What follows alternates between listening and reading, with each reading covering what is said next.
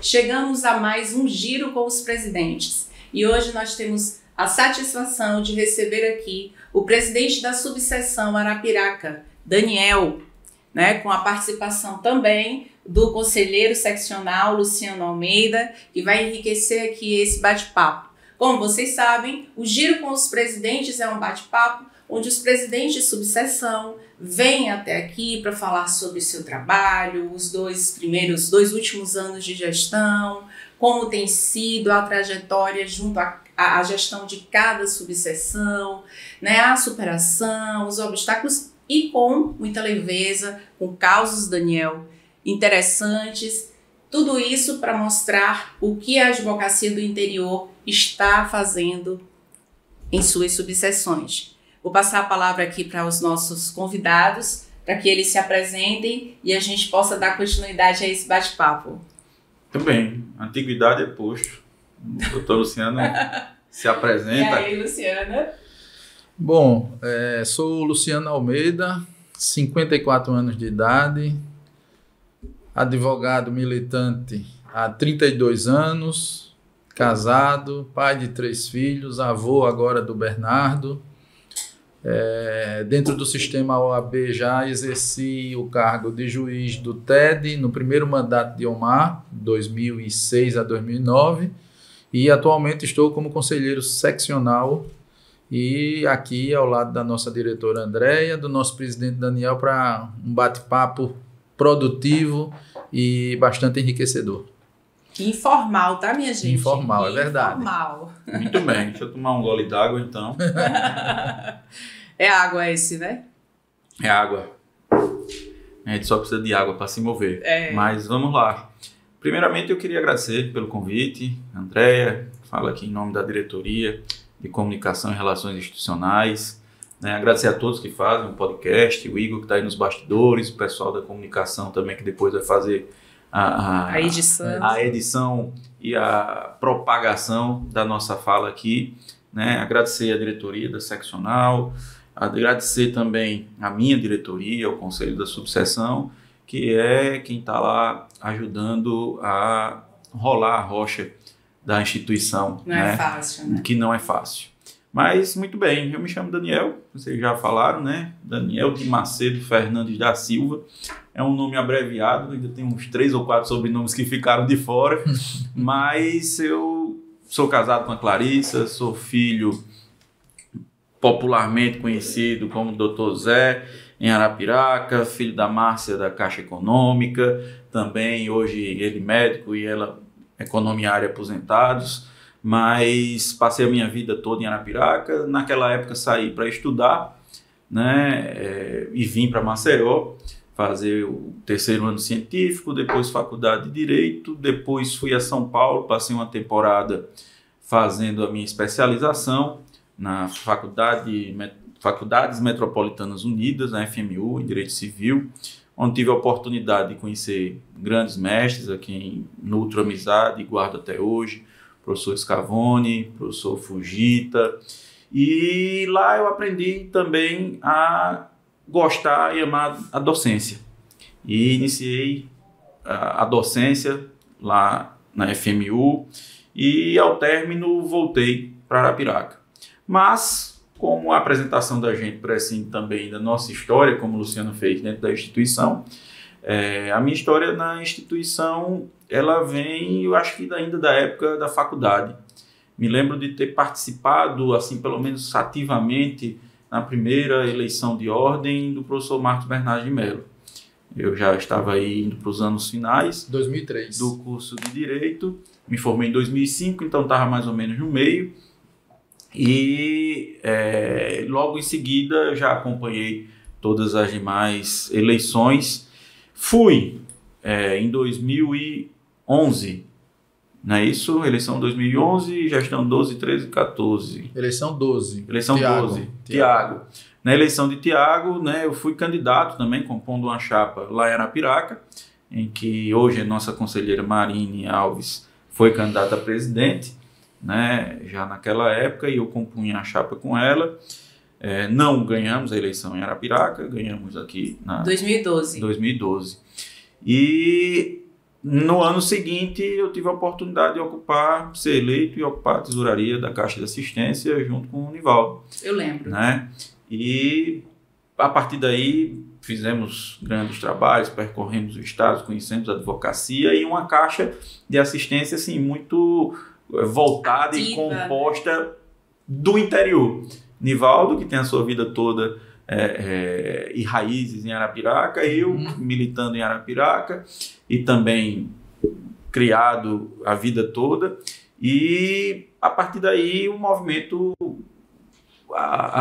o vírus se consubstanciou na nossa corrente sanguínea e a gente também serviu ainda como conselheiro seccional, na época como diretor tesoureiro adjunto, e foi quando, né, o ocaso, como se diz no popular, né, mas o acaso fez com que o presidente à época da subseção Arapiraca renunciasse.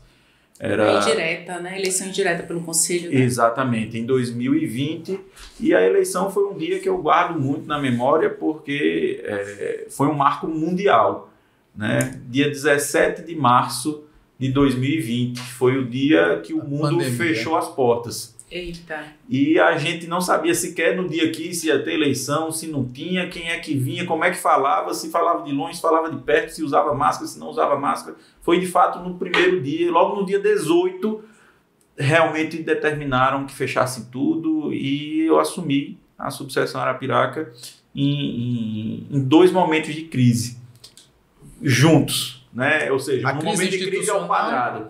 A crise pela renúncia do ex-presidente e a crise sanitária mundial que nos impedia de ter contato, de fazer tudo da forma como a gente sabia fazer. Eu não lembrava desse detalhe. Eu lembro que eu mandei mensagem para você no dia da eleição que você ganhou. Parabéns, meu amigo, né? Vamos adiante, trabalhar. Exato. Você fez um trabalho lindíssimo.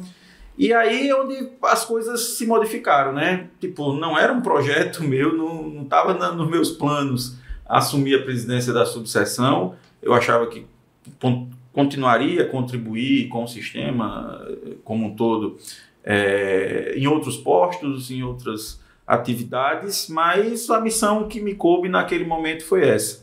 Né? Na verdade, foi uma eleição que não foi uma eleição, foi uma aclamação, né, por unanimidade do Conselho, e eu assumi com coragem, com uma dificuldade muito grande por todo o contexto. E 2020, 2021 foram anos difíceis para todos nós.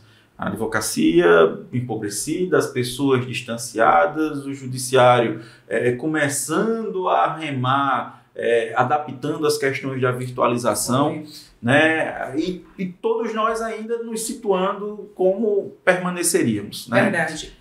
Eu estou aqui, vocês já viram, né? Com um convidado... Se deixar falar, né? não para. Se a apresentação já foi assim, né, André? Já respondeu aqui umas 2 perguntas. Mas a gente vai, vamos embora. Me interrompam. Mas não, o bom do podcast é exatamente isso. A gente conversar naturalmente como se nós estivéssemos conversando no banco aqui da entrada da instituição, como se estivéssemos em uma reunião informal. Isso aqui é realmente uma coisa informal. A gente tem que conversar, tem que falar, porque só assim os assuntos fluem, né?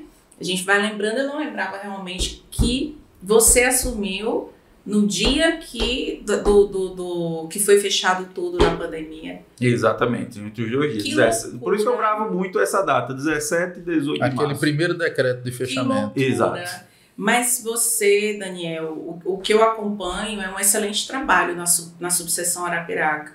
Tanto que ele consagrou, né, a eleição direta, né, pela advocacia, e você eleito, e aqui hoje presidente, seu 2º mandato. E o que eu sempre digo, a gente só consegue extrair o melhor da gente na adversidade. Parece que quando você tem um problema, aquele problema chega para você, que você resolve aquele problema, você descobre muitas vezes coisas que você não tinha noção que você seria capaz. E que só ali, num obstáculo, na adversidade, você sendo testado, você consegue tirar forças, tirar uma capacidade que você muitas vezes nem sabia que tinha, né? É verdade. Eu não tenho a menor dúvida disso, de que foi um momento muito difícil para você e foi para todos nós, né? Muito. Um colega ontem estava comentando que a comunicação da OAB se tornou uma coisa completamente disruptiva, né? Hoje a gente tem um Instagram e redes sociais que funcionam o tempo todo e a própria diretoria e membros de comissão o tempo todo postando, publicando. E mesmo que as pessoas não estejam seguindo o Instagram daqui da Ordem, elas vão estar vendo alguma movimentação da Ordem porque os membros integrantes da instituição estão sempre ali trabalhando e postando e mostrando o que está sendo feito. E isso é muito bom. E também isso se deve à pandemia, porque a advocacia foi obrigada, todos os profissionais de modo geral foram obrigados a usar a rede social, né? A gente não tinha essa vontade, esse hábito de trabalhar, de usar tanto a rede social como nós adquirimos depois da pandemia. Mas vamos lá. Como tem sido? Conta pra gente, você já contou aí uma parte de como tem sido essa gestão à frente da subseção Arapiraca, mas conta aí pra gente como tem sido os desafios, o que você tem conseguido extrair de melhor, porque eu sei que os desafios não são poucos, nós sabemos, né, Luciano? Sim. Os desafios não são poucos, você gerir uma instituição, né? A gente sabe que são... A maior subseccional, né? A maior subseção. Depois do conselho seccional, a maior é Arapiraca. Quando a gente está no sistema OAB, a gente tem que ter um propósito, né? O pessoal fala muito propósito, porque é muito difícil você liderar um projeto dentro do sistema OAB se você não tiver realmente uma identificação com o sistema, porque são muitos ruídos exteriores e você tem que se concentrar, meio que ligar o botãozinho do silêncio ali, concentrar no que você está fazendo. Então, conta pra gente como tem sido esse trabalho aí, os desafios e o que você tem de bom para apresentar para a advocacia. Vamos lá, liga o cronômetro para ver se eu acelero aqui. Mas eu queria antes me retratar com duas pessoas importantíssimas, na verdade, assim, dentre das quais são as razões da minha vida, eu falei, né, quando me auto-apresentei, mas falei dizer que eu sou pai do Daniel e do José, que são a corda do meu coração. Eu falo e a emoção me vem porque é tudo que a gente constrói na vida envolve família. Né? E são eles que me dão o norte e eu faço tudo pensando muito neles. Muito bem, mas antes de começar essa gestão de 2022, André, e lhe digo que não vou guardar reservas, vou falar tudo nua e cruamente. Né? Mas a gestão da pandemia 2020-2021 também foi muito significativa para a subseção Arapiraca. Vejam só, no ano de tanta adversidade, a subseção deu um salto formal, importante e muito grande depois que nós assumimos. E aí eu agradeço muito àquela diretoria que esteve comigo naquele momento, ao Ivens, que foi meu vice-presidente, que também assumiu indiretamente, porque nós tivemos uma renúncia do presidente e do vice-presidente, né? E aí tinha Rose, Vânia, Paulo, enfim. Quem era o vice, Daniel, na época? Era o Sérgio Marques, né? Sérgio Marques. O restante da diretoria permaneceu. Permaneceu, Vânia, Rose e Paulo. Né? E são, assim, amigos caríssimos que me ajudaram muito a tocar. E legal, foi por eles, na verdade, assim, meio que uma imposição. Só, olha, a gente quer o Daniel como presidente. E foi o que me lançou a também aceitar a missão aqui junto ao Conselho. Mas o avanço que nós demos foi porque naqueles anos nós conseguimos avançar em dois pontos muitíssimo importantes. Né? O primeiro, que foi conseguir lançar o Conselho Seccional e ter a aprovação da criação do Conselho da Subseção de Arapiraca, onde eu tive a oportunidade de, assumindo naquela condição, fazer o pedido, ter o pedido encaminhado ao Conselho, ter o ex-presidente José Ventura como relator e ter a aprovação numa sessão especial ocorrida na cidade de Arapiraca.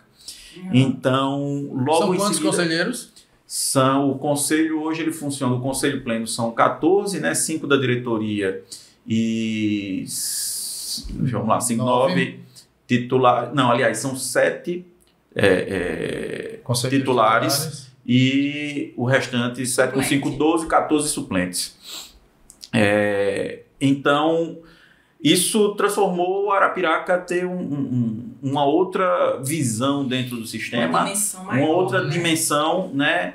E ainda no finalzinho conseguimos também fazer um encaminhamento para exatamente a ampliação da sede, que a gente viu agora a possibilidade de ter finalizada, e inauguramos agora dia 29 nessa atual gestão, com uma sala que abriga o conselho, maiores espaços para atender a advocacia, porque hoje, de fato, até pela posição geográfica da OAB Arapiraca em Arapiraca, dentro do núcleo, vou chamar assim, me permitam, mas todo arapiraquense é bairrista, né? Mas no núcleo ali dos 3 poderes, digamos, a gente está entre o legislativo, o executivo e o judiciário, né? E tudo no entorno, o movimento da nossa sede é muito grande, então os espaços são muito utilizados pela advocacia. Então, dei esse salto, mas volto um pouquinho. E como eu disse, eu não ia guardar reservas, e os desafios vêm realmente lançados dia a dia, e também a ocasião me fez concorrer, não era o meu projeto pessoal, mas me fez concorrer, né, para uma eleição direta em que também foi histórica, né? Foi uma eleição muito apertada no âmbito estadual, todos nós sabemos, muitos amigos em todos os lados, e isso traz uma dificuldade muito grande. Né? Mas me orgulho muito de ter vencido aquela eleição sem ter precisado falar de ninguém. Somente seguir e demonstrar o trabalho e provar e demonstrar aquilo que a gente pretendia. Você se lembra da diferença em números, Daniel? Olha, Arapiraca sempre teve uma eleição muito apertada. Teve eleição em Arapiraca, inclusive, foi decidida por um voto. E na história recente, eu acho que os maiores intervalos eram 18, 20, algo nesse entorno. E nós tivemos mais ou menos uma proporção de 2-1 nessa. Né? Foram cerca de 400 a 200, mais ou menos. Tanto na de vocês quanto na seccional? Também, foi aproximado. 100 e poucos. 189 votos. Pró Chapa 1, né? Pró Chapa 1. Isso. Né? E nós começamos a gestão 2022 também com uma dificuldade. Né? Uma dificuldade porque nós vínhamos em caminhos opostos não, mas paralelos. Sim, isso, né? Da campanha. Exato, mas paralelos. E por isso que eu disse que não guardo nenhuma reserva, porque eu acho que isso precisa ser dito. Claro. Então, no início da gestão, tivemos uma dificuldade de interlocução, de compreender como as coisas se dariam. Né? Havia uma perspectiva muito grande sobre o que era o Daniel, quem era, o tamanho, né? E tudo mais, e eu acho que com o desenvolver do trabalho, a compreensão do sistema também para quem assumiu o sistema e estava compondo pela primeira vez, né? Pôde sempre contar comigo como um parceiro de gestão. Verdade. Né? E hoje a gente tem exatamente esse exercício realizado, e aqui eu falo para a diretoria da seccional e para a nossa diretoria, que eu acho que sirva de exemplo para todos, que foi a de desconstrução de muros e de construção de pontes. Sim.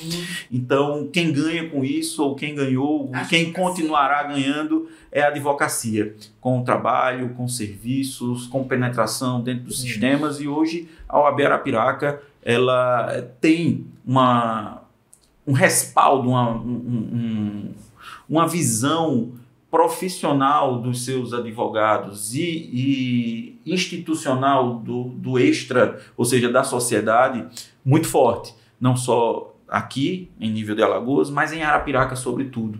Conseguimos ocupar os espaços, compor conselhos, solicitar do município criação de secretaria especial de Mulher e Direitos Humanos, e termos pleito atendido. Conseguimos aprovar projetos de lei na Câmara Municipal que autorizam advogados a reconhecerem firma no âmbito da administração pública municipal.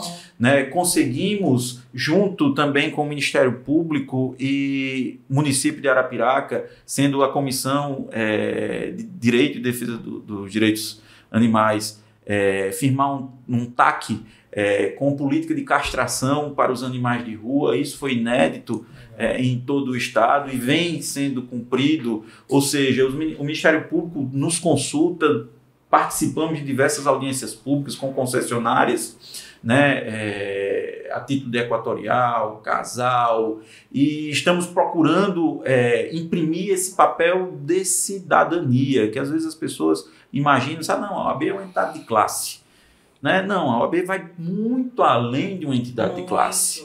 Lógico que nós jamais abriremos mão da discussão, da defesa das nossas prerrogativas, da interlocução com o Poder Judiciário, com o Ministério Público, com a Defensoria Pública, com quem quer que seja. Mas a nosso mistério legal, do nosso estatuto, lá no artigo 44, é muito para além disso. É um munus público que nos cabe de uma ótica e de garantia dos direitos sociais muito forte. E isso a gente tem compreendido e a classe tem compreendido, porque também nós conseguimos avançar em demandas que a advocacia nos trazia. Né? Dificuldade em julgamentos, no juizados especiais, um problema muito antigo que tínhamos em Arapiraca, que, foi a OAB que resolveu? Não, mas eu fui pessoalmente com as comissões, conversar com os magistrados. Eu ainda estive lá quando estava à frente da Comissão dos Juizados Especiais, na gestão do presidente Nivaldo, né? Exato. Isso assim, para contextualizar, porque a comunicação, né, as pessoas que estão ouvindo o nosso podcast, para entender, na eleição o Daniel estava na chapa 1 e nós, eu e o Luciano, que somos conselheiros, eu também sou conselheira, estávamos na chapa 2. Aí o Daniel com a chapa dele ganhou em Arapiraca e nós ganhamos na seccional, para entender. Exato. Mas aí começamos a gestão, né? E o presidente Wagner, sempre deixando muito claro que a gente tem que olhar para frente, que não tem que estar olhando pelo retrovisor, passado passou, e a gente deu as mãos, né, conseguimos aí entregar muito para a advocacia arapiraquense, para aquele entorno de Arapiraca, né, com a reforma da subseção, com a ampliação do conselho, com novas salas. Aconteceu agora esse mês, não foi, Daniel? Dia 29 de fevereiro. A gente está fazendo tanta coisa, tanta construção, tanta obra, tantas inaugurações que a gente perde um pouco o time. Mas, felizmente, né, para a sorte da advocacia de Alagoas, da advocacia de Arapiraca, nós estamos caminhando juntos, né, construindo juntos, desarmamos todas as armas, derrubamos todos os muros e hoje o Daniel é um grande parceiro da gestão, está aqui com a gente trabalhando sempre, com esse diálogo sempre bom e sempre propositivo. Ô Daniel, deixa eu te perguntar aqui uma coisa. Você me disse que lá, a gente está no mês da mulher, né? Que lá foi criado pelo município de Arapiraca uma secretaria especial da mulher. Fala um pouco pra gente, assim, como que é essa secretaria e qual foi a participação da OAB na criação desta secretaria. Muito bem. Hoje nós ocupamos, né, espaços importantes dentro da política pública para mulheres. Uhum. Temos, obviamente, é preciso se falar sem nenhuma ressalva que o município trabalha esse público muito forte por meio da Secretaria de Assistência Social. E havia, na verdade, essa queixa ou demanda das políticas estarem ali ligadas a um departamento dentro da Secretaria. E então, tanto as nossas comissões, né, quanto a diretoria entendia que uma propositura no sentido de criar uma secretaria especial de políticas para mulheres traria mais efetividade, né, ou seja, você teria uma pasta dentro da administração pública para lidar com aquela demanda. E ressalto, abrindo um parênteses rapidinho, porque nós conseguimos, ao concorrer a vagas dentro do Conselho Municipal da Mulher, né, que se dá por meio de eleição, eu fiz a indicação, né, das colegas que lá compõem, e hoje, na época eu indiquei duas advogadas, a Márcia, que hoje é minha vice-presidente, e a Rayane, que era suplente. Em determinado momento a Márcia renunciou à presidência, porque ela já tinha sido eleita presidente do Conselho dos Direitos da Mulher, e hoje a Rayane, como suplente, foi eleita presidente desse conselho. Então a gente tem uma participação efetiva da ordem nas discussões desse nível. Então foi quando a gente propôs, né, apresentamos uma propositura ao chefe do executivo e o prefeito Luciano muito bem recebeu a propositura e passou um tempo sem nos dar a resposta. Ou melhor, ele até me disse, Daniel, plausível, a gente vai fazer. Deixa eu tentar organizar para ver se eu tenho recurso para montar uma secretaria para tal. Foi quando, da nossa surpresa, de recebermos um ofício do prefeito Luciano, expressamente dedicando, né, a criação daquela secretaria ele é um parceiro pela nosso, propositura, né, da ordem. Né? Ou seja, então, assim, a gente deu um passo importante para a garantia, né, das discussões, das políticas a serem efetivadas em defesa das mulheres. Muito bom, né? Legal. Muito e bom. É um projeto que deve ser copiado, né, por outras seccionais, por outras subseções. Sim. Porque esse diálogo entre a ordem, eu digo sempre, se nós tivermos presidentes que dialoguem bem com os chefes dos outros poderes, com os presidentes dos tribunais, fica muito mais fácil a vida da advocacia, porque a gente está aqui dentro, a gente está trabalhando pela advocacia, mas a gente só vai conseguir garantir as nossas prerrogativas, a gente só vai conseguir garantir que os nossos projetos, os projetos que saem da ordem, sejam bem recebidos e obtenham sucesso na sociedade se a gente tiver um bom trânsito, né? Se nós tivermos líderes, pessoas que estão ali à frente, transitando e costurando tudo isso e fazendo com que as coisas aconteçam, porque em um ambiente onde o representante ou os representantes da ordem se armam, né, ou tentam resolver de uma forma um pouco mais incisiva ou abrupta, as portas tendem a fechar. Então, esse diálogo que você tem, que nós temos aqui na seccional, é muito importante para que a gente consiga avançar cada vez mais e consiga avançar com políticas públicas efetivas, né, que cheguem à sociedade lá na ponta. André, eu acho que você tocou num ponto muito sensível, Luciano também. Essa visão, às vezes, eu posso dizer torta, de que alguns colegas têm ou imaginam que o embate é a melhor forma de solução para algum eventual conflito. De interesse, sobretudo. Né? Porque nós estamos, na verdade, não só defendendo o interesse da advocacia. A gente, quando defende a advocacia, a gente defende o interesse da sociedade. Né? Mas, de certo modo, a gente esbarra em dificuldades administrativas dentro dos órgãos, dentro dos poderes. E que o embate nem sempre é a melhor solução, embora todas as vezes em que o diálogo foi exaurido, nós precisamos ir...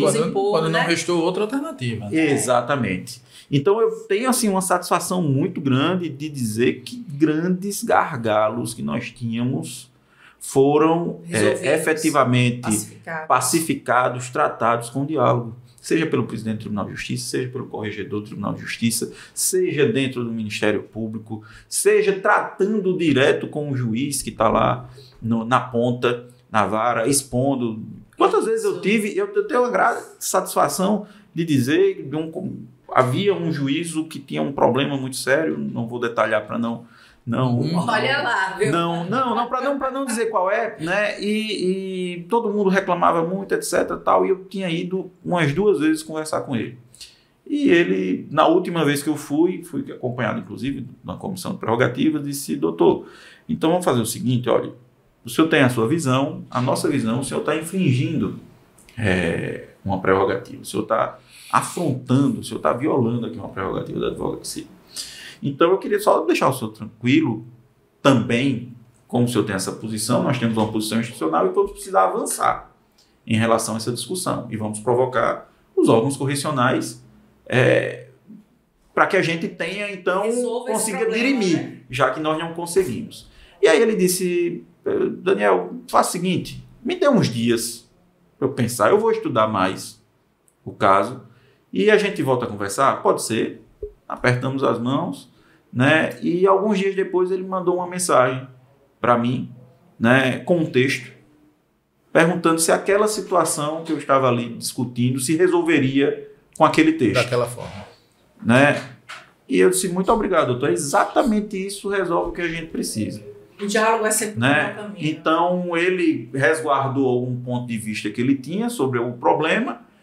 Porém, ele compreendeu que o valor da prerrogativa da advocacia tinha que constar ali garantido. Sim. né? E assim a gente conseguiu avançar. A gente só não consegue avançar, e aqui é mais um desabafo, porque a gente é cobrado muito, né? E às vezes os colegas, não, mas porque o juiz tal não dá dando moral, o juiz tal não dá... Minha gente...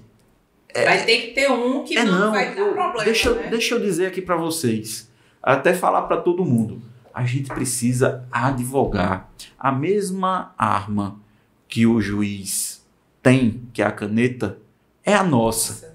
Então é dentro do processo, eu falo isso muito para os colegas. Hoje eu recebi uma mensagem cedo de um colega que eu dei uma determinada orientação, ele mostrando o julgamento de um agravo, em que o juiz não queria reter os honorários contratuais, porque achavam abusivos, né? E eu disse, oriente, e se for possível, se você sentir necessidade, eu vou ao tribunal despachar com você, eu vou sustentar com você. A gente pede a Procuradoria da OAB para habilitar e vamos defender isso. Hoje ele me mandou o resultado do agravo, anulando a decisão que diminuía os honorários contratuais, determinando que o juiz pagasse o que estava contratado.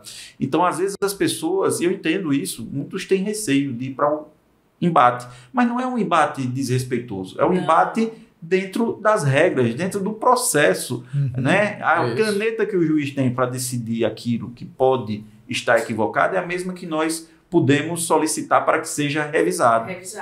Então a gente precisa incutir sempre na cabeça, principalmente dos nossos colegas jovens advogados, que advogar é difícil, mas que advogar precisa ser dentro do processo. Não adianta a gente ir para grupo, nem rede social, reclamar que o juiz não está dando moral, que a indenização é muito pouca. Não, porque o juiz tal não me ouviu na audiência. O advogado precisa se impor dentro da urbanidade, exigir que o juiz o escute, exigir que o juiz também o trate com a urbanidade e a dignidade que ambas as profissões têm. Então a gente sente muito quem está na ponta, a gente que está na liderança, na gestão, a gente sente muito isso, né? Os colegas às vezes vêm, não, porque o juiz trata mal, mas o que foi que você fez na hora? Você disse que ele não podia fazer e pediu para constar no ata? Você fez esse registro. A comunicação é muito importante no momento dos fatos. E é uma dificuldade que nós temos e a gente pensa no conjunto, a gente está tentando evoluir com esses cursos de formação. Sim. Porque não tenha dúvidas. Advogar só se aprende advogando. E em nenhum lugar se ensina a advogar. Com certeza. Né? Então o pessoal, às vezes, aproveitando até do nome, né, Daniel, se sentem meio que Daniel jogado na cova dos leões. Né? Quando bota a cara para a advocacia. E a gente vê isso muito, sobretudo com a jovem advocacia. O receio, né? O medo de ser marcado, de ser prejudicado. A gente vê alguma autoridade investida desse poder estatal de impor alguma coisa e o colega também não tem, às vezes, a maturidade, porque a estrada ainda foi curta, né? De saber que ele pode devolver aquilo e contrapor dentro dos limites que as prerrogativas garantem. Você falar isso já com um certo tempo de estrada é muito Parece fácil. Mas eu já fui iniciante, todos nós aqui já fomos iniciantes um dia, e a gente sabe que muitas vezes eu costumo até dizer, Andréia, que essa facilidade, a advocacia trabalhista, principalmente antes da pandemia, ela encontrava onde? Na sala de audiência. Eu sempre dizia aos colegas que estavam começando, está esperando sua audiência? Se não tiver nada para fazer fora da sala de audiência, tipo uma conciliação, fique dentro da sala assistindo. Ali você aprende o momento certo de contraditar. Ali você aprende até o momento certo de recuar. Você sabe se o ônus da prova a quem incumbe. E aí eu tenho um exemplo clássico de uma audiência que eu estava assistindo e uma imputação de dano moral. O juiz inverteu, o juiz chamou primeiro a audiência a testemunha do reclamante. Testemunha do reclamante não disse que não sabia de nada, nem de ouvir dizer. Era uma acusação de roubo de... A testemunha, sempre surpreendente. A testemunha... Ela pode ganhar, como pode danar o processo. O juiz ainda olhou para o advogado da reclamada e disse, vai dispensar sua testemunha, né, doutor? Ele disse, não, eu insisto em ouvir. A testemunha da reclamada veio e disse tudo que estava na petição inicial. Quer dizer, um advogado ali mais experiente Mas isso é o quê? Isso só o tempo. Só o tempo. Não adianta a gente... Fez a prova. E o preparo também. Mas o tempo é que vai lhe dando essa experiência. E é lógico que hoje você com o quê? Quantos anos de advocacia? 18. Daniel, fala aí. Tá chegando no 18. Sabe já. Pronto. Tá chegando no 18. Eu com 32, eu não fazia com 1 ano de advocacia, não fazia o que eu faço hoje. Com certeza. É 18, 2006 para 2024, 18. Eu faço 13 anos de advocacia, dia Então, 11 de assim, agosto. Advogado um colega meu até disse, é um tipo de profissão que quanto mais velho você vai ficando, você vai ficando melhor, mais apurado, né? Como eu disse. Mas eu sinto falta, é isso que eu queria reforçar. Às vezes os colegas estão perdendo a oportunidade de discutir ou de garantir o direito que está ali em mesa, né? Pela ausência da irresignação dentro do próprio processo. Sim. E quer levar aquela irresignação para ser resolvida num grupo de WhatsApp, numa mensagem. Quando às vezes um simples pedido de constar em ata resolveria. Vocês sabem Exatamente. que todas as vezes, eu já fui das prerrogativas, né? Sim. Eu iniciei aqui na gestão, na OAB Alagoas, como membro das prerrogativas na gestão da presidente Marinela, da Fernanda. Exato. E assim, eu descobri nas prerrogativas que tudo poderia ser conversado. Porque eu tive ali exemplos de pessoas que eram hábeis no diálogo e de pessoas que não eram hábeis no diálogo, que só fechava a porta. E aí, quando eu saí das prerrogativas, que eu fui para a Jovem Advocacia Nacional, que comecei a frequentar o Conselho Federal, aí que eu vi da experiência daquelas pessoas que estavam há 20, 25 anos na advocacia, né? Na época eu ainda tinha menos de 5 anos de advocacia, o quão importante é um advogado bem preparado e um advogado experiente em um embate. Porque logo em seguida, na gestão seguinte, eu assumi uma presidência de uma comissão, e uma comissão que é muito demandada, que é os juizados especiais. Toda advocacia, jovem advocacia, entra pelos juizados especiais ou pela trabalhista. E aí, sim, diariamente, naquela época pelo menos, quando eu presidia a comissão, eu recebia 3, 4, 5 telefonemas de colegas com problema com o juiz na audiência, problema para liberar o alvará. Antes da pandemia, né, tinha um alvará que ia lá buscar e tudo. E eu sempre ia resolver pessoalmente com o juiz, ou ligava desarmada. Eu lembro que uma vez eu cheguei no juizado, não vou falar o nome do magistrado alto, e aí eu cheguei e disse, eita, e o colega que tinha tido o embate com ele disse, olha, ele me xingou, me deu um grito de dentro da sala dele, o povo do cartório ouviu, todo mundo ouviu, eu fiquei morto de vergonha, não sei o quê. Disse, eita, vou lá, fui sozinha. Doutor fulano de tal, eu tô precisando, me identifiquei, fui lá. Cheguei, olhei assim e disse, eita, vai ter aqui ele com a cara feia, assim, você da OAB, porque já não recebe a gente bem, sabe? Aquele cara que foi reclamar, já vem outra pessoa daqui da OAB, me encheu o saco, né? E aí eu cheguei e disse, não, doutor, por que aconteceu essa situação, não sei o quê. Mas olha, eu não tô aqui para reclamar, não. Eu tô aqui para garantir que o meu colega advogado possa, né, levantar esse alvará, retirar esse alvará, porque o senhor sabe, né, nós somos profissionais liberais, dependemos disso, é uma verba de natureza alimentar, enfim, ele fez, doutora, olha, não tem problema nenhum, vou pedir, fulana, vem cá, faça o alvará do processo tal. E agora, doutora, todo advogado que chegar aqui para pedir o alvará, peticione nos autos, já vai ficar aqui uma determinação dentro do cartório, só precisa passar por mim para eu assinar e liberar no sistema. O resto não tem mais essa história de precisar despachar comigo, não, já vai ficar aqui determinada essa situação. Resolveu, o colega no mesmo dia pegou o alvará, né? O colega hoje, inclusive, é presidente de uma comissão aqui, e aí eu virei para ele e disse, amigo, da próxima vez que você tiver um problema desses, não parta para o embate, não. Tente dialogar com a pessoa. E muitas vezes você chega com a pessoa está com muitos problemas ali, e ele fala uma palavra grosseira, a gente tem que ter o acolhimento, né, naquele momento, de entender que o momento da pessoa não é um bom momento, mas que você não está no momento dela, você está no seu momento.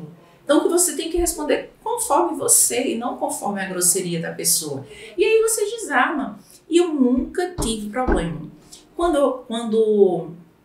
Vou falar porque mulher, quando vai despachar com o juiz e fica aquelas olhadelas e não sei o quê. Todas as vezes que fui despachar, que chegava e dizia alguma coisa, você não vai, ele vai fazer, vai acontecer. Eu chegava, olhava no olho do juiz. Doutor, olha, eu estou aqui, tal. Conversava, não dava tempo. Quando ele olhava assim, eu... no olho dele. Nunca tive problema de desrespeito, nem de... E todas as vezes que eu percebia que ia ter uma situação ali que poderia gerar um embate, eu tangenciava. Altivez no exercício da advocacia não significa insolência. Não. Assim como também no exercício de qualquer cargo ou função pública. Para você exercê-la com altivez e independência, você não precisa ser insolente com a outra pessoa que está do outro lado da mesa. Eu sempre usei isso até com meus filhos, Daniel. Exato. Nunca levantei a voz para um filho. Autoridade, você não precisa levantar a voz. Mostrar seus direitos a um juiz, a um promotor, também não precisa levantar a voz. Mas desculpe que eu lhe interrompi. Não, mas era isso. É isso mesmo. E isso todo advogado é um pouco líder, né? A gente tem passa os 5 anos na faculdade, né? Aprendendo como convencer, como conquistar, como conseguir. E quando a gente passa a exercer a advocacia, isso aí tem que ser uma prática diária. E aí vem os cursos, que inclusive vai ter um curso lá em Arapiraca, não é? De oratória com o professor Fernando Falcão, dia 30 de abril. Bruno Batista, né? E a gente passa a liderar. Não sei se o podcast já vai ter saído antes disso, senão já fica o convite. Vai sim, com certeza. Liderar, e quando a gente vem para o sistema OAB, eu digo sempre que aqui é como se fosse um time de futebol. Todos nós estamos juntos aqui com os técnicos, né? Uma seleção, e a gente aqui tem que dar o melhor para extrair o melhor do sistema, porque depende de nós lá fora mais de 1.300.000 advogados. Então, se a gente não for uma equipe forte, né, concatenada, obstinada a fazer o melhor pelo sistema OAB e assim fortalecer a nossa profissão, o cara que está lá na ponta, ele vai sofrer porque ele não vai ter uma ordem forte, com uma instituição presente na vida do advogado e capaz de resolver todos aqueles problemas que são colocados, porque não é brincadeira. A advocacia todo dia é problema. Mas aí também, Andréa, eu vou jogar uma pro Daniel, que eu ouvi de um colega magistrado no exercício de uma liderança perante os magistrados. E ele usou uma frase, pode ser até um clichê, mas assim que me marcou demais. E isso serve para nós também. Ele disse: Luciano, é muito difícil você liderar os iguais. E o que é que você sente liderando os iguais, que você está liderando uma classe? Muita dificuldade, não é, Daniel? Sem sombra de dúvidas, né? Porque, como diz o dito popular, cada cabeça é um mundo. E cada mundo tem os seus próprios habitantes, né? E a dificuldade em estar nessa posição de líder é fazer demonstrar ou consolidar que você está ali em nome de todos. E que, estando em nome de todos, e aí sim você precisa transparecer que guarda essa confiança deles, que você não vai decepcioná-los, que você tenha as comedições, né, ou as atitudes comedidas que resguardem também a expectativa de quem está sendo liderado por você, ainda que não queira estar sendo liderado, né? E que o problema dele passa a ser seu também. Exatamente. Eu acho que esse é o momento que a gente vive, sobretudo na advocacia, que a gente precisa ter essa consciência de que estão aí todos os dias nos noticiários exacerbações dos poderes ou de decisões judiciais em que a nossa instituição está sempre correndo atrás para tentar apagar um fogo aqui ou acolá. Imagine se ela não existisse. Imagine se ela não existisse. Né? E é o momento da gente imaginar que, primeiro, ser advogado não é ser um cidadão, eu vou até utilizar essa expressão, vão até me interpretar mal, mas não é ser um cidadão normal. Normal no que, Vou no dizer que que você sentido? é metido, viu, Daniel? Não, em que sentido?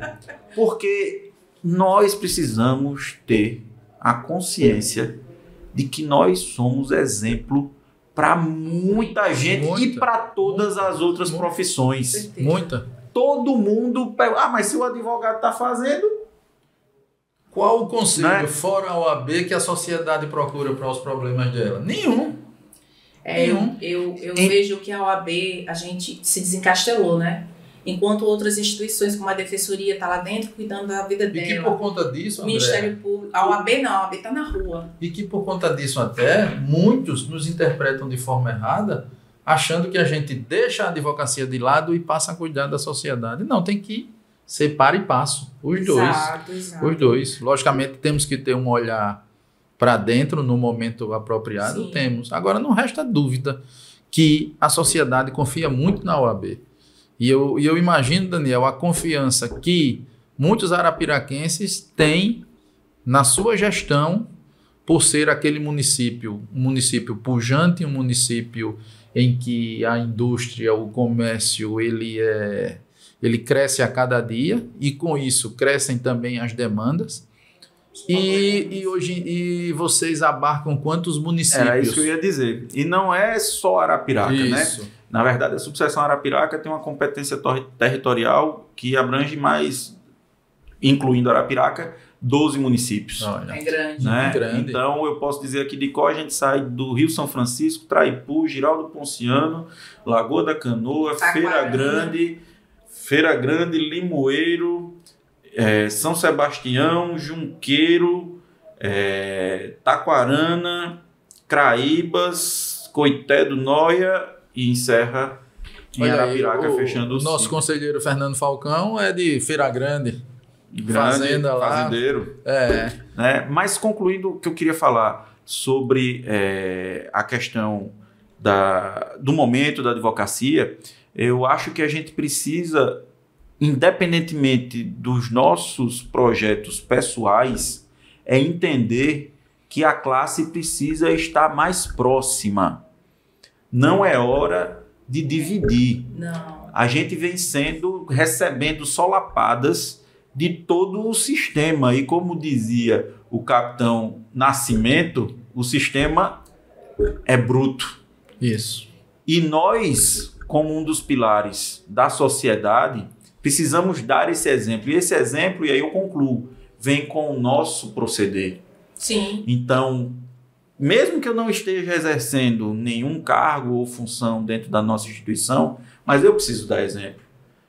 Eu preciso tratar o colega com urbanidade, eu preciso respeitar o código de ética, eu preciso ter a consciência e tratar o cliente também com dignidade, assim como eu preciso exigir que o cliente cumpra com a sua obrigação de pagar os honorários, porque nós não vivemos de luz. Uhum. Nós temos bom que filhos, se registre, somos casados, isso, temos né? famílias, ou temos as nossas obrigações, né? E como qualquer outra profissão, a gente precisa ser remunerado para sobreviver.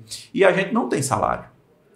Aí é o ponto... Registre, né? Dirigentes de ordem, nós todos não recebemos absolutamente nada para prestar esse serviço para a OAB, tá? Nós, advogados, não temos salários em si, nossa renda é volátil, Exato. Isso. né? E nós, enquanto dirigentes de classe, sobretudo perguntam, lógico, dentro de todos os cargos e funções, mas imagino até que o presidente tenha um pouco salário, né? Porque, ora, não é normal você deixar suas atividades, né, do seu escritório, porque todo mundo sabe que o tempo do advogado é o dinheiro, é a renda que ele faz. Então, a gente deixa esse tempo dedicado à instituição, mas o nosso estatuto veda veementemente qualquer tipo de recebimento financeiro. Os cargos são exercidos gratuitamente, né?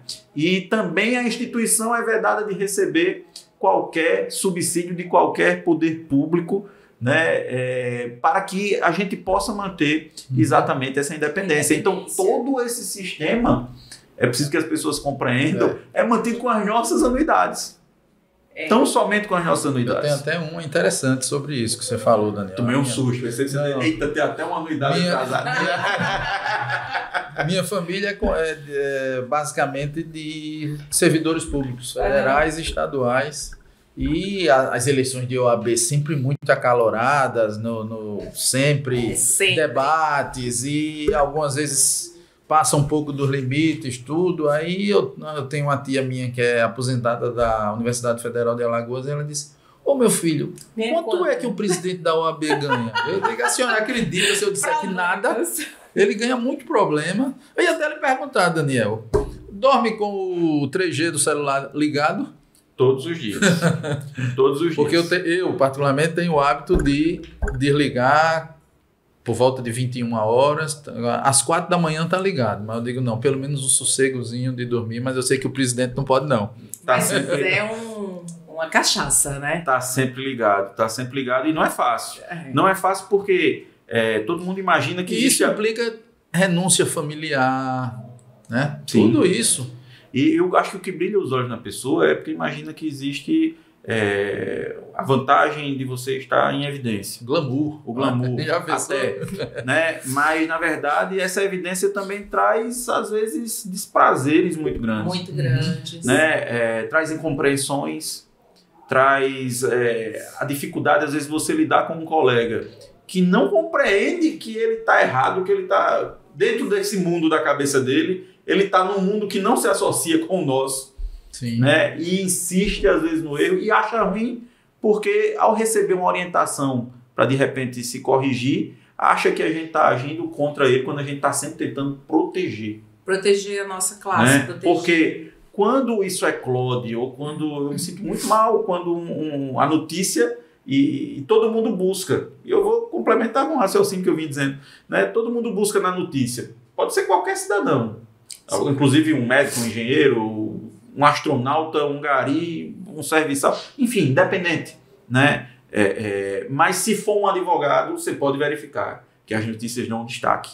Advogado é pego assim, assado. Fulano de tal dá conta da notícia todinha, mas fulano de tal era advogado. Por isso que ao assumirmos, ao prestarmos aquele compromisso que mensalmente os novos advogados ingressam aqui no quadro, ao prestar um compromisso, veja só que é um requisito formal que está lá na nossa lei, né, no nosso estatuto. Com várias certidões de idoneidade. Você só é advogado, é como um casamento, né? O casamento está lá no Código Civil, se o juiz não disser que em nome da lei declara casados, não valeu o casamento. Se tiver um infarto ali no meio, o casamento para e o casamento não valeu. Se o advogado não prestar aquele compromisso, também ele não está valendo dentro dos quadros da ordem. É uma formalidade exigida e ali ele promete defender os direitos humanos, a justiça social, a célere aplicação das leis, né? A própria instituição, a Constituição Federal. Então aquilo é um compromisso que parece que para algumas pessoas aquilo se apaga ao sair da cerimônia. Eu vejo da seguinte forma. Com a proliferação dos cursos de direito, a gente tem uma quantidade muito grande de bacharéis no mercado de trabalho. E nem sempre a pessoa que está cursando o curso de direito, ele tem sintonia, né, com aquilo que ele está fazendo. Muitas vezes vai por uma imposição da família ou porque acha uma profissão bonita, glamourosa. Enfim, são várias situações. Então, até que aquela pessoa se encontre, ela vai passar por vários momentos, inclusive esse momento de não acreditar na profissão, de não acreditar na justiça. Certa vez eu vi uma colega advogada dizendo: eu não acredito na justiça. E aquilo para mim, não é possível, porque mesmo com todas os desafios que existem no Poder Judiciário, no sistema de justiça, que a gente sabe que são... Mas ela teve algum trauma pessoal? Trauma enfim. Não tem como você dizer, enquanto advogada, que não acredita na justiça, porque a justiça existe. E se o advogado ali, dentro dos limites impostos pela lei, souber trabalhar o direito do seu cliente, ele vai conseguir chegar até a justiça. Então, para mim, né, para nós que ficamos ali longos anos e até hoje estamos estudando, estamos dentro do sistema OAB, ouvir de um advogado que não acredita na justiça é muito sério, mas as pessoas banalizaram. As pessoas banalizaram. É muito comum hoje você ver colegas advogados falando isso.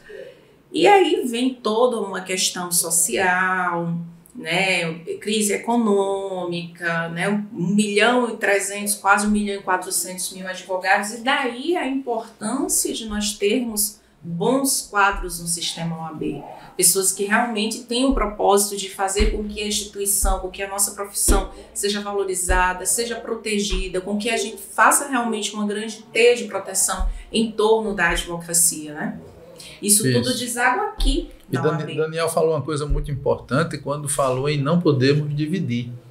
Eu hoje recebi de uns colegas da Comissão Nacional de Direito do Trabalho. O Tribunal Superior do Trabalho, na semana passada, editou, saiu no Diário Oficial de hoje, uma norma, uma minuta de uma resolução chamada RPP. Representação pré-processual, com detalhe, facultada a presença do advogado. Não existe isso. Quer dizer, isso aí é fruto de quê? Do nosso enfraquecimento, da nossa divisão. Enquanto a gente estiver brigando entre si e não se unindo, a gente vai dar margem a que as outras instituições se fortaleçam. Mas aí o Conselho Federal com certeza vai... Foi o que eu disse. Eu disse, minha gente, vamos dar pelo menos a oportunidade que isso seja publicado e que o Conselho Federal vai resolver, vai passar a Comissão de Estudos Constitucionais e certamente vai ingressar no STF com É muito difícil, o sistema é muito complexo, e aí a gente remonta para as aulas que às vezes a gente não gostava na faculdade de Ciências Políticas, né? Mas o homem em si é um ser humano político. A política está inerente a todas as condições. Eu não sou político, não gosto de política. Não é. Se você não consegue ter um relacionamento mínimo e de saber diferenciar, né, condições mínimas, a noção básica, inclusive, de direito, de dar a cada um que é seu, né, e respeitar, você não consegue viver em sociedade. E a política faz parte.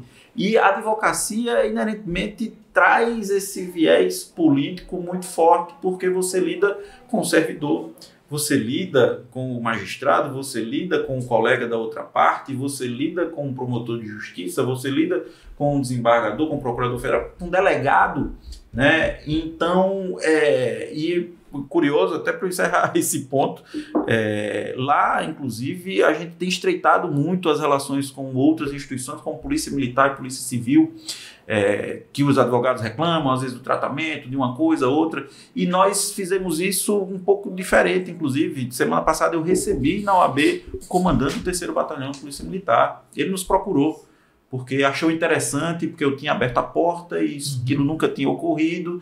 E eu deixei muito claro, eu disse, comandante, as nossas instituições, elas não são antagônicas, elas são complementares. A gente está para defender a sociedade.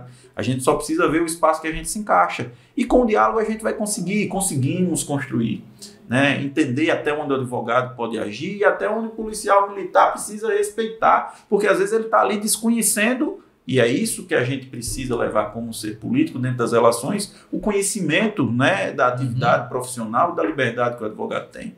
Cultural, né? Esse embate advocacia e polícia. Mas não precisa. Cultural, e a gente tem que desmistificar. Isso. Né, seja a Polícia Militar, seja a Polícia Federal, seja a Polícia Civil, a Polícia Administrativa, enfim, as profissões, todas elas hoje estabelecidas no nosso sistema, elas são complementares. Complementares. Né? Então, se a advocacia ela tiver forte cônscia também dos seus direitos e obrigações, ela vai facilitar, ela vai estimular o trabalho da Polícia Militar. Né? Se a gente, lógico, sempre quando há exacerbação, os primeiros a gritarem somos nós, né? Mas também a gente precisa aplaudir, porque tem gente colocando a cara na rua, expondo a sua vida em risco para defender o coletivo. Sim. Né? Temos muitos bons quadros. Às vezes sem ter a assistência ou sem ter o anteparo estatal adequado, inclusive, para exercê-lo. Né?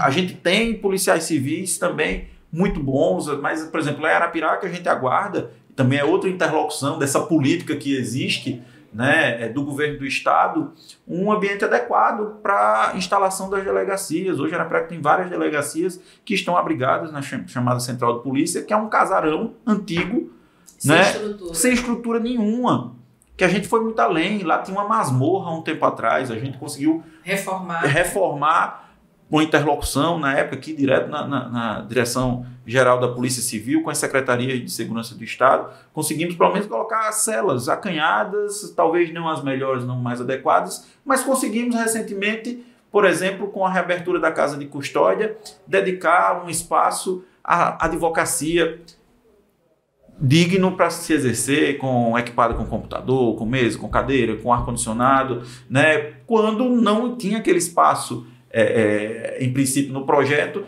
mas ao tomarmos ciências, fomos atrás do secretário de ressocialização, o secretário de ressocialização, Diogo, de portas abertas, compreendeu, advogado, encaminhou a engenharia. Eu tive lá visitando o prédio, conseguimos em conjunto escolher um local que fosse possível e está lá.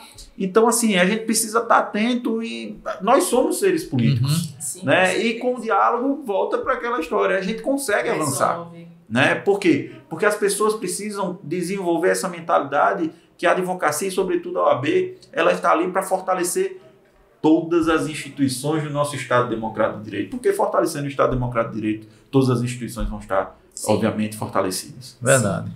Mas, Daniel, nós temos quantos advogados inscritos na subseção Arapiraca? Vamos lá, vou dar um número, porque esse número tem oscilado bastante, sempre para mais, né? Mas a gente vem numa crescente exponencial. Creio eu que a subseção deve estar encerrando, talvez, aí esse mês de abril, eu acho que com mais de 1.400 advogados. É bastante gente, né? São aproximadamente de 20 a 30 novos advogados por mês. É bastante gente, e é a tendência que isso aumente, né? Cada vez mais. A gente tem aí muitos desafios com o nosso trabalho, né? Enquanto gestores de OAB e enquanto advogados, né? Pacificadores. Mas vamos lá, Daniel. Luciano. Depois ele vai editar, mas já botou o controle, já tirou o controle. Luciano. Agora a gente já vai em 2 horas. Fazer mais uma pergunta aí? Trazer mais algum questionamento para o Daniel, uma pergunta? Não. Somente parabenizar o Daniel. Já passou a hora. Pela gestão, por esse bate-papo bastante agradável. Muito obrigado, muito obrigado. Que bom que fluiu. E que sempre possamos seguir, principalmente isso que me marcou muito, sabe? De não dividir. Eu acho que o caminho é esse para a advocacia. Eu não quero que vocês saiam daqui falando que eu sou autoritária e não deixo ninguém falar. Quem mais falou fui eu aqui. Eu não quero. Porque diz, André, não deixa ninguém falar. Jamais. Fala pelos cotovelos.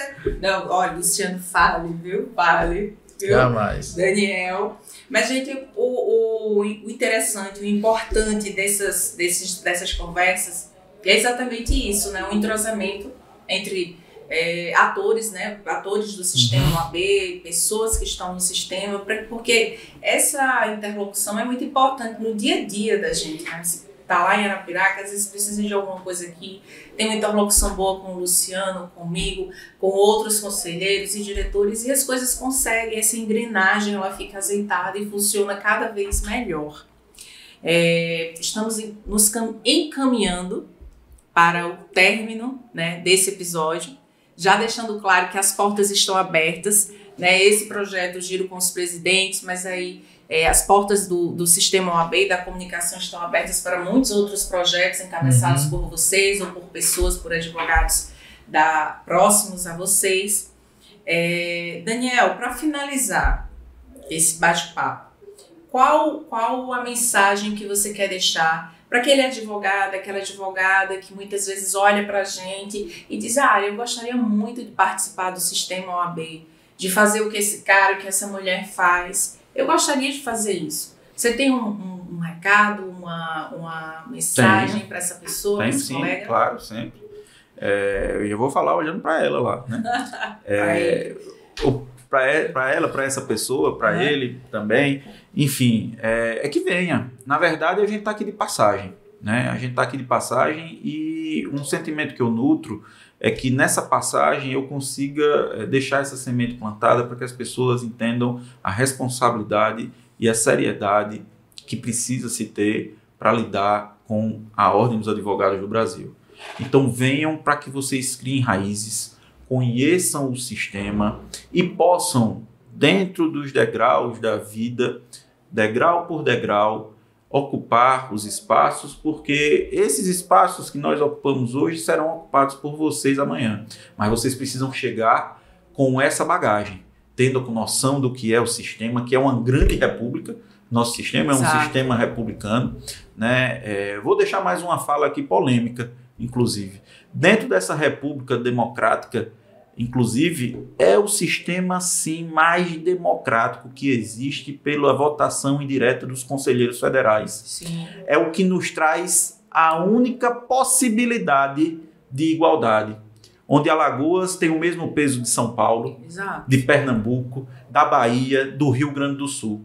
Então, às vezes, eu vejo as pessoas que não conhecem o sistema ou que não sabem da advocacia pregar uma eleição pura e simples direta, onde isso facilitará tão somente as grandes potências. Né? Para vocês terem ideia, o estado de São Paulo tem um orçamento dentro da OAB que só perde para o município de São Paulo. Então, imagine isso dentro de uma eleição indireta. São mais de 50 mil advogados integrantes de comissões na seccional São Paulo. Onde o número de inscritos já ultrapassa 400 mil, eu não sei quantos estão na ativa. Né? Então, veja como isso dificulta muito.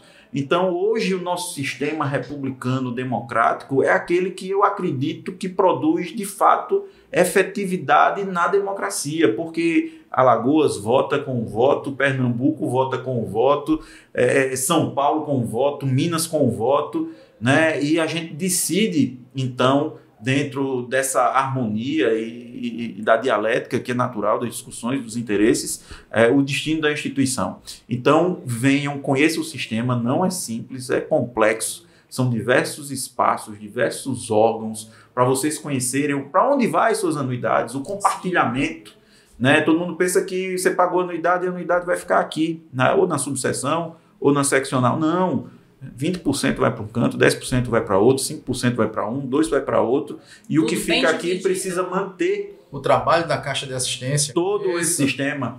O que é a Caixa de Assistência, né? Que é um outro órgão dentro do sistema OAB, né? Mas que tem uma outra natureza, não é uma natureza de promoção das discussões de prerrogativas ou da advocacia em si, mas o nome revela, Caixa de Assistência, busca assistir o advogado com as salas de advocacia, com programas de assistência, de saúde, convênios, planos de saúde, lazer, desporto. Aqui em Alagoas são mais de 150 convênios com o mercado, com o comércio, né, estadual. Né? E as caixas de assistência que são integradas no Brasil todo, com cada um prestando o seu tipo de serviço. Então é um sistema muito grande, às vezes as pessoas questionam ou indagam, né, o que é, não, é porque o sistema é muito caro, eu pago, não sei para onde vai minha anuidade, mas para ele estar ali reclamando, inclusive tendo o direito de reclamar. Eu pago para o presidente viajar. Tem muita gente trabalhando por ele. Tem muita gente trabalhando por ele.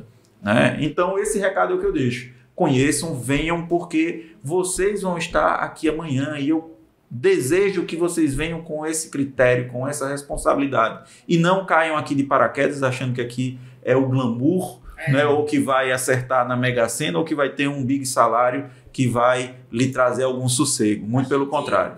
A gente aqui, inclusive, tira do bolso muitas vezes, né, para chegar junto de algumas ações, principalmente as ações sociais, né, e de viagens. E eu acho que eu sempre penso que a gente está investindo na nossa profissão, né, em melhorias para a nossa profissão, porque no final das contas nós somos advogados e a gente precisa que a nossa advocacia seja respeitada. E a gente só vai conseguir fazer isso se a gente estiver junto, se a gente estiver caminhando com o mesmo objetivo, né? E se sabe, esses dias eu estava traçando escrevendo algumas coisas, fazendo uns cálculos, E eu acho que essa eleição agora vai ser uma das últimas eleições aqui em Alagoas que a gente vai ter presidentes com mais de 40 anos.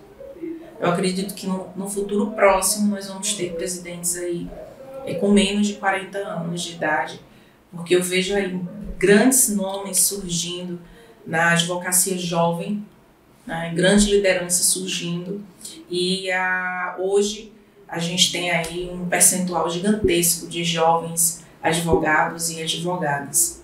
Então, vem a juventude, a OAB está de portas abertas.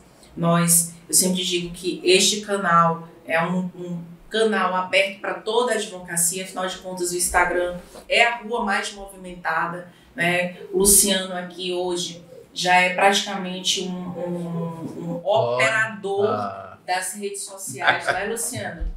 Né, tá aí dando um show nas redes sociais, o Daniel, e a gente sabe que nem sempre o jovem advogado tem acesso a um estúdio para gravar um podcast, para produzir um material para suas redes sociais. Então, aqui em nome do presidente Wagner, de toda a diretoria. Aquele projeto da Caixa de foto profissional que tem aqui para a juventude. Exato. Quero aqui, em nome do presidente Wagner, de toda a diretoria, deixar o convite aberto em todos os programas. Eu sempre deixo esse convite, as portas abertas da comunicação para que a advocacia, e aí a toda a advocacia, jovens, pessoal mais velho, que tem que se render, né, às redes sociais, não tem outra forma, né, de mostrar o serviço em larga escala para a população, para a sociedade. Então venham, esse podcast é de toda a advocacia alagoana, né, dos presidentes, de todos nós que estamos aqui, e a gente está sempre aqui com, no mínimo, um olhar de acolhimento e com um sorriso no rosto e prontos, inclusive, para enfrentarmos qualquer batalha que venha pela frente na defesa dos nossos direitos e das prerrogativas dos nossos colegas advogados. Então é hora de dar tchau, né? É hora de dar tchau. Eu acho que bateu o recorde aí dos podcasts. Mas vamos lá. Então eu me despeço mais uma vez, né? Já agradeci no início, mas agradeço aqui. A conversa foi muito boa, agradeço a Luciana, a Andréa, né, pela interlocução, por ter tocado em pontos e me deixado à vontade para falar. Mas além dos agradecimentos, né, já feitos, eu também preciso mencionar que lá em Arapiraca nós temos 24 comissões que pulsam, que estão capilarizadas. Tem que fazer mais uma edição, mais um podcast. Cada uma, né, dentro da sua área específica, a quem eu agradeço muito, né, são mais de 220 advogados engajados, trabalhando, né? Para quem não conhece, para a jovem advocacia que não conhece, né, o que é uma comissão? A comissão é talvez o principal órgão de assessoria da presidência, porque ela é o vaso capilar mais longínquo que está ali filtrando e trazendo as informações, as demandas que a advocacia propõe dentro da sua área, dentro do seu tema, né? E os trabalhos têm sido desenvolvidos também graças a essas nossas comissões, graças aos nossos conselheiros que nos dão, né, total respaldo, aos nossos diretores, e aqui estamos prontos, preparados e querendo. Isso mesmo. Um abraço, esse foi mais um Giro com os Presidentes, com o presidente Daniel Fernandes, da subseção Arapiraca, e é isso, vamos à luta, meu amigo. Até a próxima. Parabéns a todos, parabéns.